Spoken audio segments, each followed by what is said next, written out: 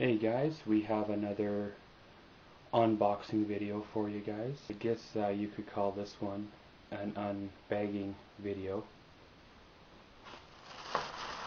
Well, I picked up a new camera. This one here is a Panasonic HDC-TM6O. It's a full HD camera. It's 1920 by 1080p. It's quite an interesting unit. It comes with, out of the box, it comes with a charger that plugs into the camera, your standard USB cord for downloading onto your computer, as well as what do you want to call it, cord to hook into your TV, HDMI cord.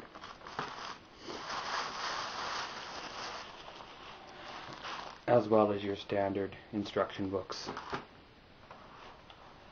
Well, as I said, there's an interesting story behind this camera. I went in there to, looking for a little step up from my little Sony cameras. The ones I'm using now are the DSC-S2 100, cameras. They're basically just a point and shoot type. They take pictures as well as video. This one here, I went in there and it was sitting there for, it was priced at $199. And, was thinking, well, what's the deal with that? There must be something wrong with it or whatever, right? Well, through talking with them and that, I find out it was a Future Shop exclusive. And it's one of those things that were a little bit of a hard sale.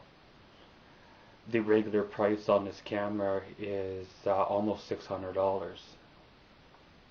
So I got a fairly decent deal on it at $209 with tax. The only thing it was missing was a battery. So they threw in one of the batteries they had kicking around, but unfortunately that battery didn't work.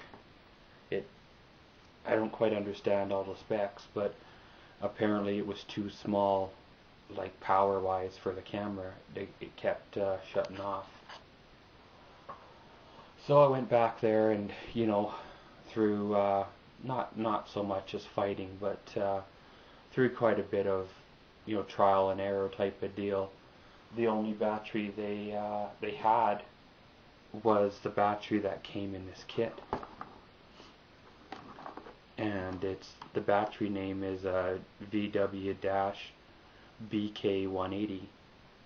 Now it's supposed to be an extended life battery and all that good stuff. I've got it charged up. It's a lithium-ion battery. It's working with the camera. But as a bonus, also for my inconvenience and stuff like that, they basically gave me the complete, carrying case with another complete charger, because it was an external charger. It's a $99 kit, and they sold it to me for $20, of course, plus the cost of the camera. So I have a decent camera and a carrying case, all for under $250, which is kind of one of those once in a lifetime sweet deals that you don't want to pass up. But anyways, of course, you guys want the specs on the camera. Well, this one here runs on both 16 gig of internal memory, which is always nice to have, as well as it runs on an SD card. Now currently the one I have in it is a 16 gig class 10 card. Again, picked it up Future Shop when it was on sale months ago. This one here has a 35 times zoom. Now it's what they call an intelligent zoom. It kind of zooms in, takes out the shakiness, stuff like that. As well as there's a manual override setting for the auto zoom if you don't like the auto zoom, because they always don't seem to, the auto zoom always picks up little things and seems to be twitchy. So right off the bat here you have the battery port. You have the little switch here that switches back and forth from right here from photos to video, or you have your all the way to the left is your review button. On the top here you have your picture button for doing your still pictures. You have your zoom button, and you got a nice little indent here for your finger to rest, which is actually kinda comfortable. And as I said, this is your image stabilizing button, you know, on your manual focus. So you have on the front of the camera here, you have your light, and this here is a flash for the camera. You have an auto opening, you know, whatchamahoo's it there. I had a Sony camera for a bit, and it actually had a manual opening one, which was nice, but sometimes you forget to open it and it would slow you down on your shot.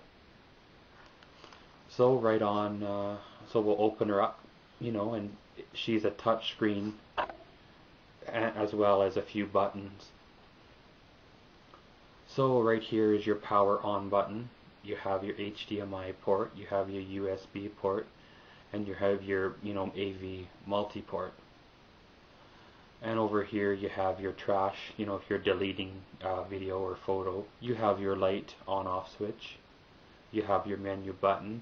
You have your white balance type buttons right here, and this is your record button. So we'll power her up, and as you do, how you power it up is you press this button here and she powers up. The little lens cover thingy comes open. Now right up here in the screen you see the battery life, which is it's telling me it's 1 hour 39 minutes. Now it's telling me the memory card is 2 hours and 8 minutes, and it also tells you the format that you're going to be shooting in. So we'll just play around here a bit. As you see the zoom, you pull it away from the lens and it zooms out. You pull it or push it, you know, into the lens and it zooms back in. So we'll hit the record button, and you see there it tells you record, gives you a little red dot up in the top. You press your light button and the light, as you see, is on. And basically one thing I like here is if you flip it to photo while it's shooting, it actually pauses the video, which is kind of nice. You can take your picture just like that, and then when you go back to your video and press record, it stops, or it starts filming again right where you left off, so it has a pause feature. Now some people have said that there leaves a gap in between the footage. Some people have you know, there is supposed to be in-camera editing capabilities on this unit from what I can see on the specs. There is what I find nice is this does work with my editing softwares, which is a very interesting kind of an easy to use camera. No real big changes. The only thing I found is with the full 1080p HD, it takes for a 2-minute and 33-second clip, it takes like 66 minutes to upload.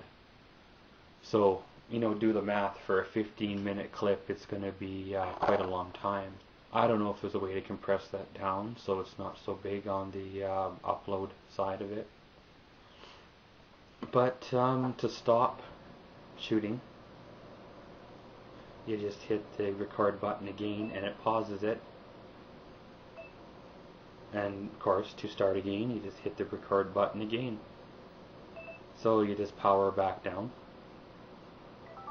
close the screen, one thing I found here is it has the flip around screen. So, you know, just say you're doing a video where you need to see yourself or what you're shooting, right? That works nice that way. And you also can fold it back on itself. It took me a little while to find it, but this is your port right here for your onboard battery charger that plugs right into there. But, you know, she's an interesting camera, guys. I had to jump through a little bit of hoops to get it because there was, you know, issues with the computer system didn't want to sell it at that price because of it being exclusive to Future Shop. But I decided to take the jump and buy it because eventually the Sony cameras that I have are gonna wear out. So, you know, I have a full now 1080p HD video camera.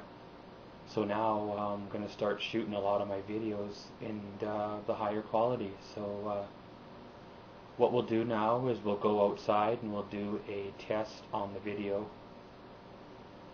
You know, kind of a zoom feature, kind of a color feature, you know, stuff like that. We'll do, then we'll go out later on and we'll do a night shot just to, you know, see how good the light is. And I don't think we'll get much, you know, because there's not much to see at night. But if the formats are different between the HD and my Sony cameras, and I've been having issues combining them together. Now if I can't combine them together, there'll be a second video following this one, kind of showing the footage.